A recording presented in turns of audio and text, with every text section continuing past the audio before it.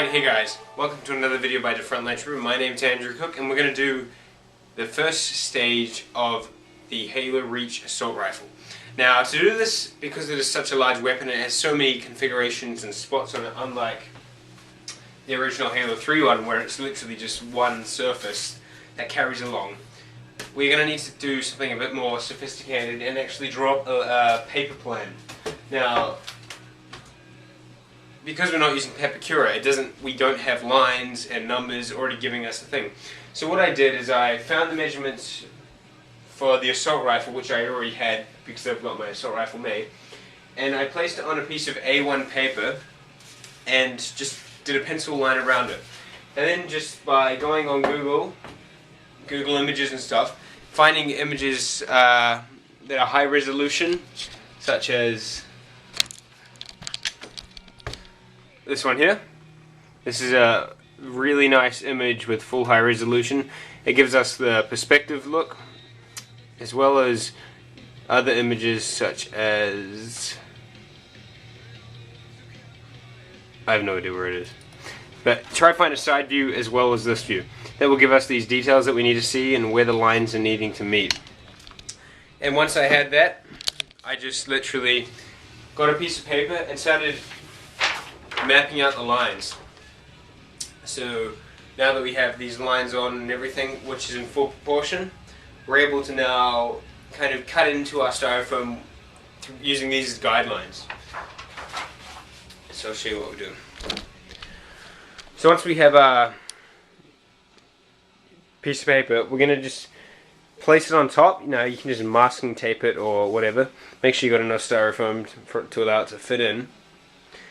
And this was a similar technique which I used for my silenced SMG many months back. That's just a newer one. Never mind. So what we're going to do is we're just going to cut along these edges, which will then, when we take this paper off, we will have all these cut lines embedded into our styrofoam, which we can get our detail and work into it. So let's get started, and I hope you understood that. If not, just watch it again, and it's pretty simple. So let's get into it. So I started working off on the front tip of the gun, as you do, because I prefer to work from the top points and work down. Now, the detail on this gun was tremendously hard to carve.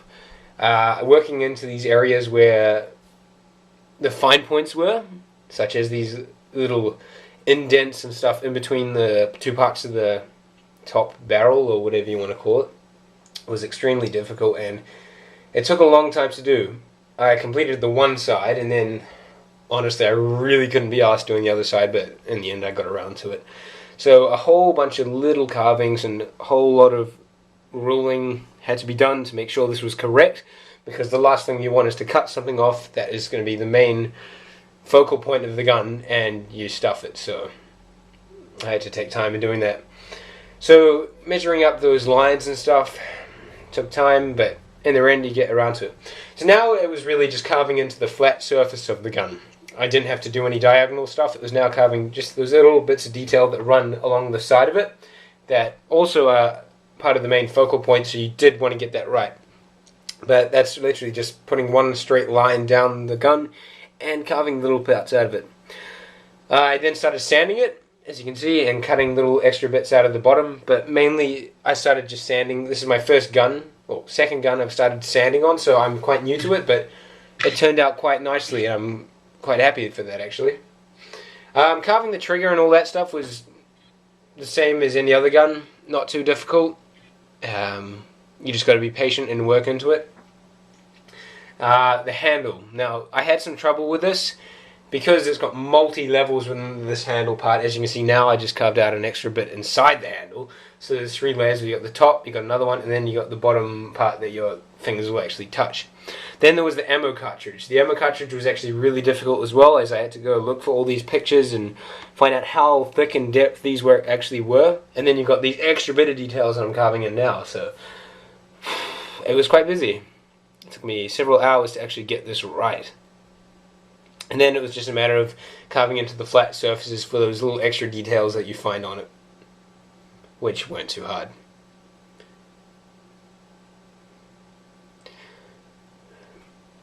The rest of the space that you see there, the flat, will be taken up by extra bits that I'm carving now. They're little area edges that will go on the gun. Like on the AR, for the Halo 3 one, you've got it as well. They're just these extra padding things that kind of build up the gun's strength and just appearance, give it a bulkier look. So that was just pretty much carving little tiny bits for an edge and sanding it. You can get that from the design. And then just matter of fact of gluing it on and you should be fine. Just make sure it's the right length. And you want to do 2. So there, I just found it was a bit too small, so I then went and carved a bigger one. Now we're going to work on this lower barrel underneath the top thing. You can see it down the bottom left there, zooming in on it. Now to do this, you're just going to get 2 blocks around the same size, and you're going to just glue them and glue it together. I just used PVA glue here, just standard PVA, and just set it on top of each other with a weight, and it should be fine there for a day or 2. Once it's done, well, not a day, but a couple of hours, and then just cut it down and we'll sand it all together. And that pretty much makes a nice smooth thing where we'll just put it in like here. I've just placed it in, carved a bit more detail into it, so it looks how it should. And once it's in there, you're all good.